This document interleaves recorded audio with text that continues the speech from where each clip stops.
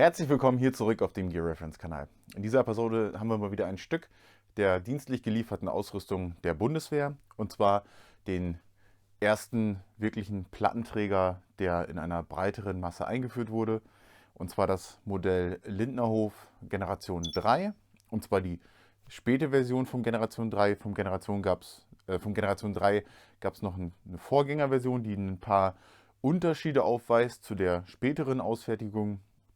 Das sind so kleine Details, wie dass er hier vorne kein Klett drauf hatte, hier noch D-Ringe angebracht waren, hier die Schlaufen fürs Abwurfsystem noch ein bisschen anders war und hinten ebenfalls auf der Höhe noch D-Ringe waren. Zumal war der Kummerbund noch ein bisschen anders, der hatte integrierte Taschen und noch nicht das große Fach, um Seitenschutz aufzunehmen. Aber das spreche ich nachher nochmal im Detail an. So habt ihr es schon mal gehört.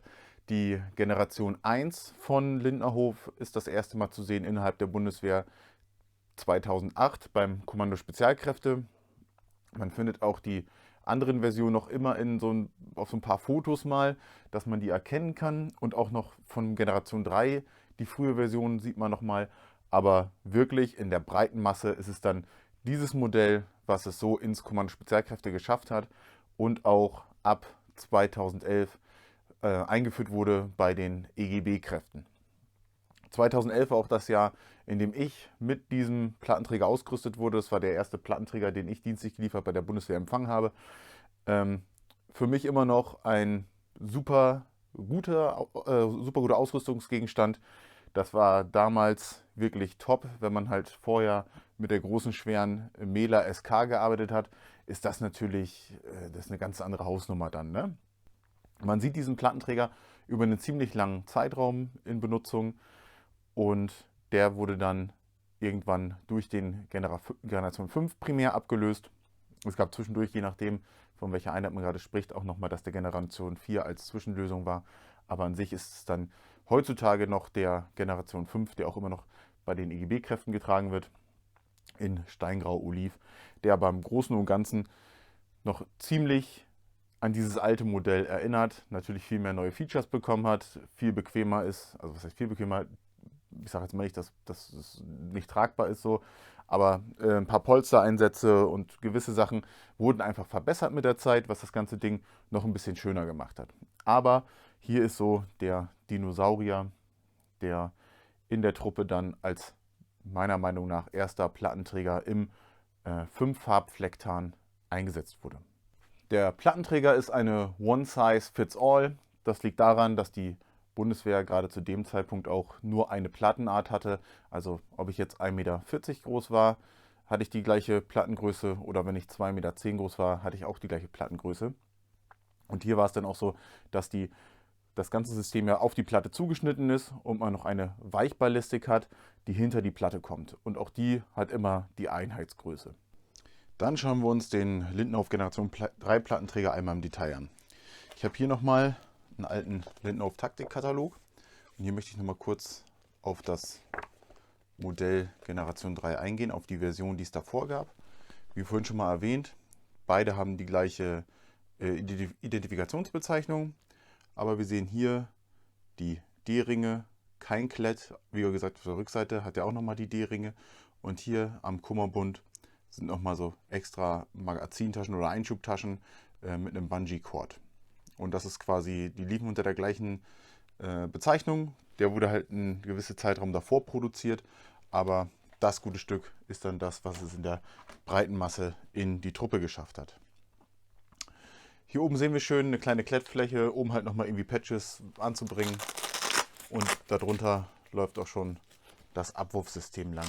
Wie bei allen möglichen Westen, die ein Abwurfsystem haben, wird das mit Klett gehalten an irgendeiner Stelle, läuft über die Schultergurte und geht hinten zum Punkt, wo alle Einzelteile miteinander verbunden sind und dann abgeworfen werden. Wir haben hier oben die 2 Reihen Pals und hier unten nochmal 3. Das kennen wir vom Aufbau her so ein bisschen von Paraklett. Die haben das auch bei ihrem kleineren Plattenträger so gemacht. Dann haben wir die Frontklappe.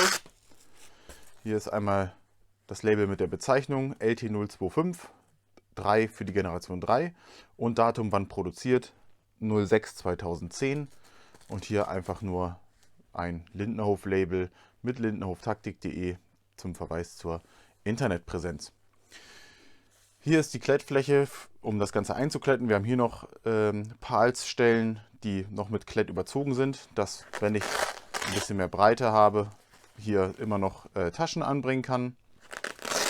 Das hatte nachher was damit zu tun, wie die Größe eingestellt ist. Oder man ist eben schmalerer Typ, dann kann man das natürlich enger zusammen machen. Hat auch was damit zu tun, wie man hinten die Breite einstellt. Dann haben wir hier die Schultergurte. Hier sind nochmal die Schulterpads dran.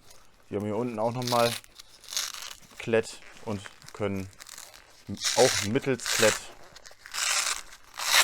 bei Bedarf entfernt werden. Auch hier natürlich wieder Kabeldurchführung, Camelback-Schlauch, alles was man irgendwie so benötigt. Ist hier unten drunter nochmal festgeklebt. Haben viele auch nicht genutzt, wenn man da nicht unbedingt was reinmachen wollte. Dann hat man das Ding halt nochmal ein bisschen leichter gehabt und so viel mehr komfortabler ist es im Endeffekt nicht. Dann gucken wir uns mal den Kummerbund an. Hier sieht man schon die Öffnung, um Weichballistik einzuführen. Das Fach ist aber groß genug, dass hier auch die amerikanische Schutzplatte reingepasst hat. Jedenfalls kenne ich ein paar Leute, die das so genutzt haben. Ansonsten aber hier gedacht für die auch bei Lindenhof zu bekommende Weichballistik, um den Seitenschutz nochmal zu erhöhen.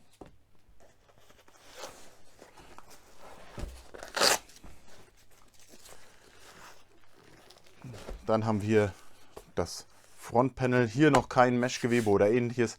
Blankes Cordura. Und hier unten das Fach. Hier ist jetzt so eine Fake-Platte drin.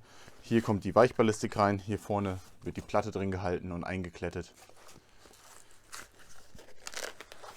Und das war es auch schon mit dem vorderen Teil. Dann gucken wir uns den Rücken an. Wie gesagt, hier wären dann bei dem anderen noch die D-Ringe gewesen. Hier die Kummerbundseite natürlich auch mit Pals bestückt. Hier hinten sehen wir die einzelnen Ösen, um das System einzuhaken. Und zwar kann man hier die Breite einstellen. Da unten drunter sind dann diese kleinen Schlaufen. Und hier läuft dann der Gurt durch. Ich habe den jetzt einfach nur mal so, damit man den besser versteckt. Kann man natürlich auch nur einmal durchfädeln. Aber im Endeffekt, wenn man es rauszieht, entschlauft er das Ganze natürlich und die Seitenteile fallen mit ab. Ja, hier unten drunter sind diese Gegenstücke, ist einfach so ein Knoten mit so einer kleinen Unterlegscheibe, mehr oder weniger. Genau. So, also die hintere Platte. Auch hier wieder 5 Reihen Pals. Hier oben noch ein Tragegriff, beziehungsweise um jemanden mal wegzuziehen. Wir sehen hier den Abwurfmechanismus, können wir natürlich auch auf die andere Seite bauen, wie das bei den ganzen Westen immer so üblich ist. Hier sind noch die Ösen von den Schultergurten, die auch unten mit zusammenlaufen und dann halt auch mit abgeworfen werden, wenn ich an der Lasche ziehe. Hier ist nochmal breiteres Gurtband, was die Öffnung hier frei hält, wo dann halt die Schultergurte eingeschlauft werden. Ja, und im Großen und Ganzen war es das auch schon zu dem Plattenträger. Hier ist die Innenseite identisch, deswegen zeige ich das jetzt nicht nochmal. Auch da ist das Plattenfach etc. identisch. Nichts Besonderes. Der Kummerbund auf der anderen Seite ist auch ebenfalls gleich. Und das war es erstmal soweit zum Lindenhof Taktik Generation 3 Plattenträger.